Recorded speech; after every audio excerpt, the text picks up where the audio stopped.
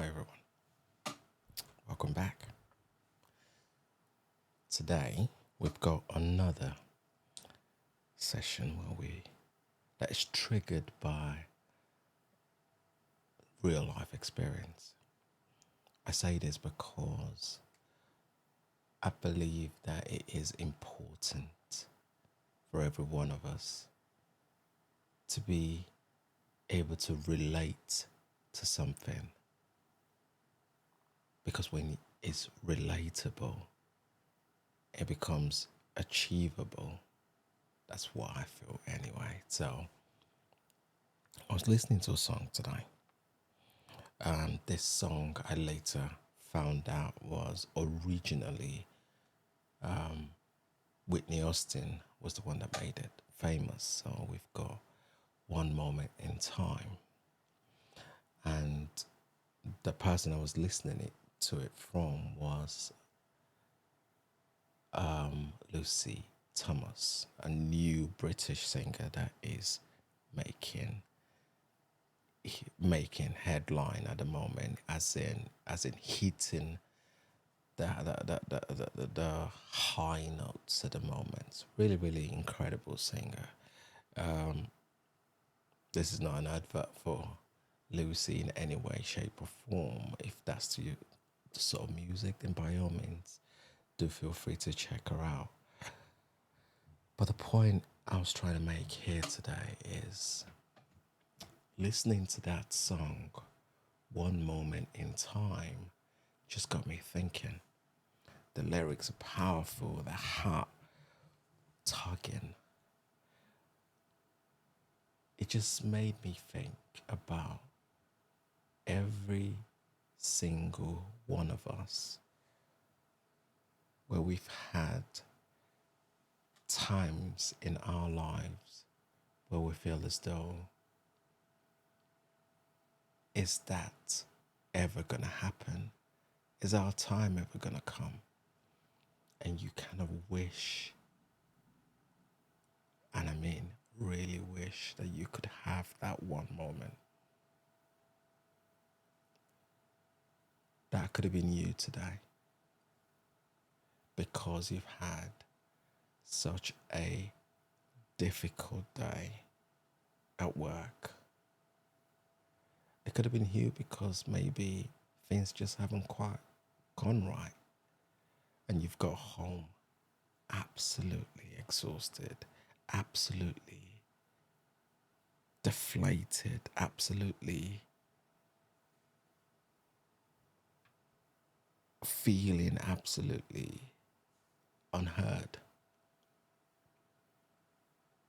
And you're feeling as though, what's the point? What's the point? I've been doing this for the last 5, 6, 7, 10 years, however long you've been doing it for. And it just feels as though you're not quite getting to the position that you want to be. The thing that's important to notice or to take into account is that no work is ever wasted. No experience is ever wasted. I use work because a lot of people tend to have majority of their difficulty in that environment, either with colleagues that are envious of your position or are envious of the way you interact with people or are envious of the way you are able to close deals or climb up the ladder, whatever it is that you're doing. So rather than come to you and ask for your guidance and your support in being able to improve their sense of their sense or ability to get to the next stage like you have, ego kicks in And the ego that kicks in becomes evident in the way that they communicate with you. Maybe a lack of communication, but instead vile, being vile and unpleasant.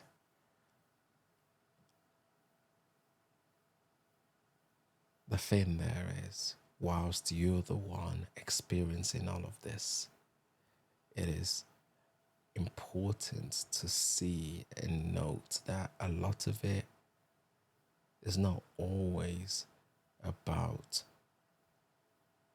you directly, but instead about what you represent. And I'll break that further down to say, if somebody else was doing the same thing that you're doing, they would have that same level of aggression and vileness, because that person represents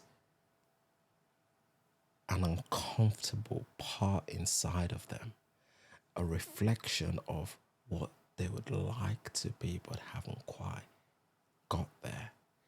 And they're not wanting to acknowledge that they haven't quite got there because of the inability to drop the ego and embrace humility and being humble to ask the questions is a lot of the reason they've not got there. But instead, it is easier and safer to just take the alternative route of I'll blame you for it. What's the point I'm trying to make here? The point I'm trying to make here is that your one moment will come. Your one moment is not far away. The main thing that you need to kind of be open to is when it does come, all of this preparation are going to help take you through that. Because when you arrive at that destination you've always wanted to get to, the celebration will only last for a short time before you're preparing to get to the next stage and the next stage. But nothing is wasted. And when we're given that time, it's important that we also remember to look backwards and give other people their one moment. Because I think I've used this before, it's like a domino effect, isn't it? If somebody reaches out to you and touches your hand to be able to give you that lift, the lift could come as a way of experience and exposure to a knowledge that you never had before. It could be in the sense of a learning. It could be in the sense of a link to somebody else. It doesn't matter what it is, but recognizing that that access comes as a result of being in a place that ordinarily you may have not already been in without this knowledge, or without that knowledge, or without this link, or without that link. Remembering to reach back and also offer that opportunity to somebody else. Again, we're not saying you have to make this a financial thing, because for some people that are not quite ready, they're like, oh yeah, I never quite got that financial benefit. There is a saying that says that if you feed me, I can only eat for a day, but if you teach me how to fish, then I can eat for a lifetime. Reaching back is about creating the opportunity for that person to learn how to fish so that they can then be able to do the same thing that you're doing. Reach back, and that constant domino continues.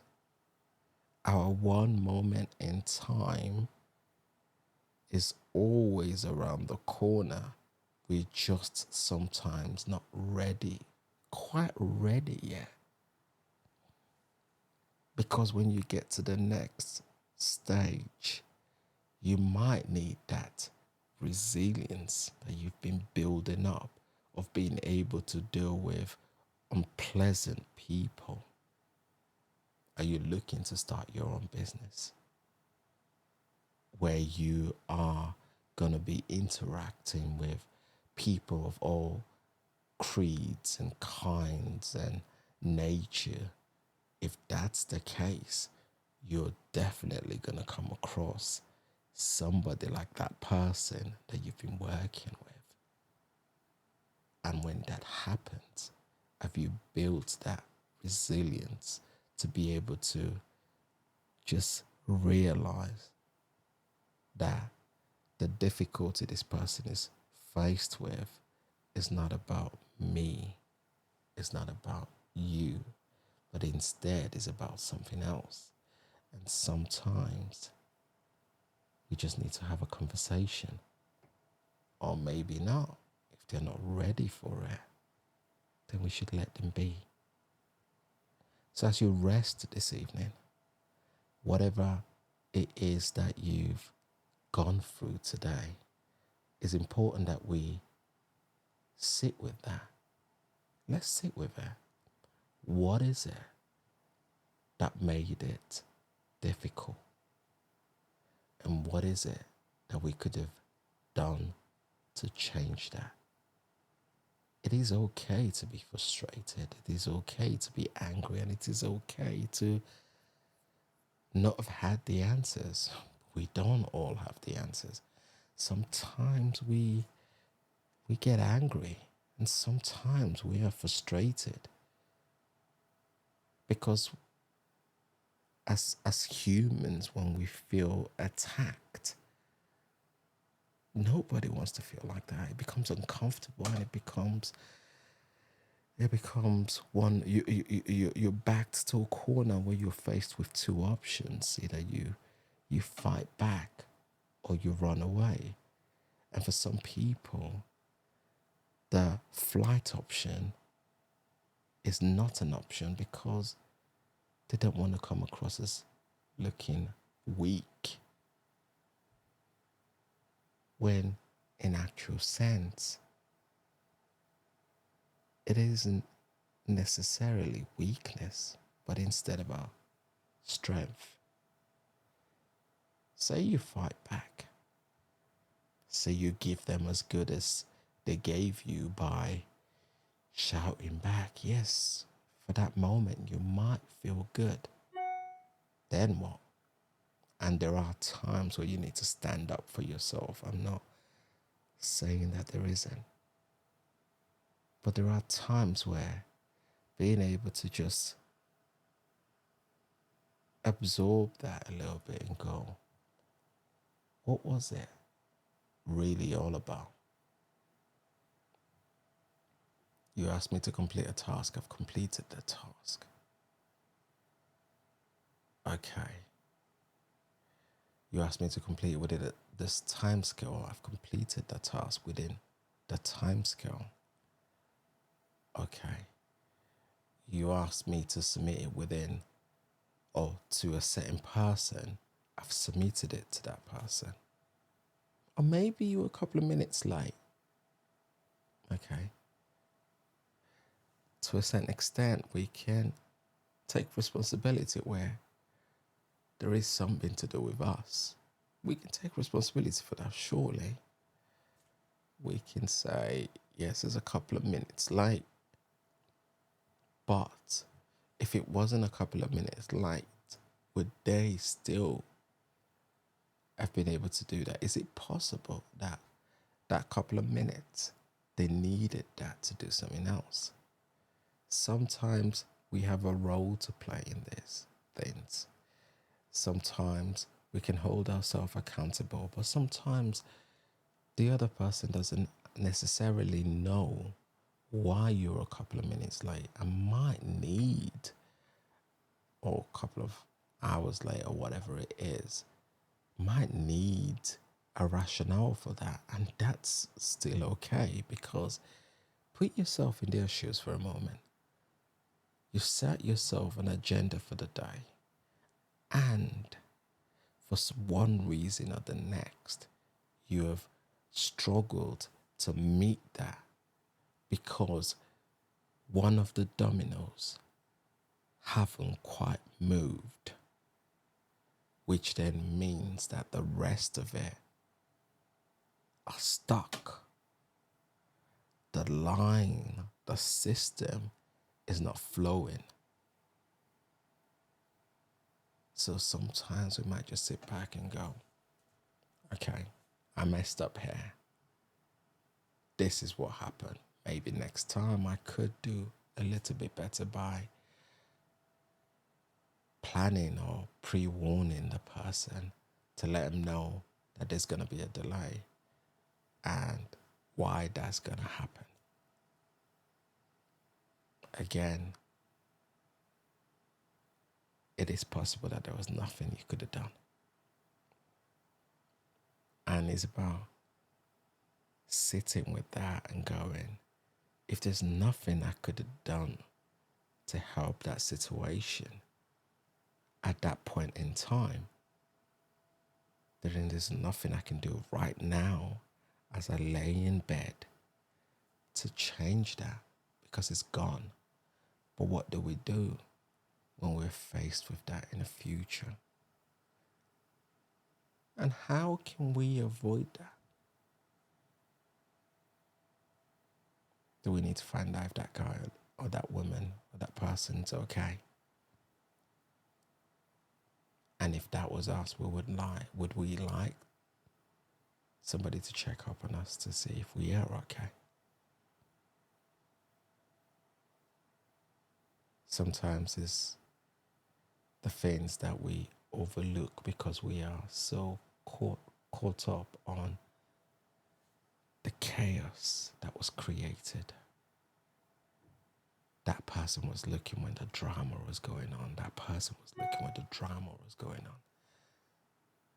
Forgetting that in all of this, that drama, there were some messages that were being sent that had been missed, either from us or from the person that we were caught up with at that point in time. The most important thing is that we can't change that right now. We can rest tonight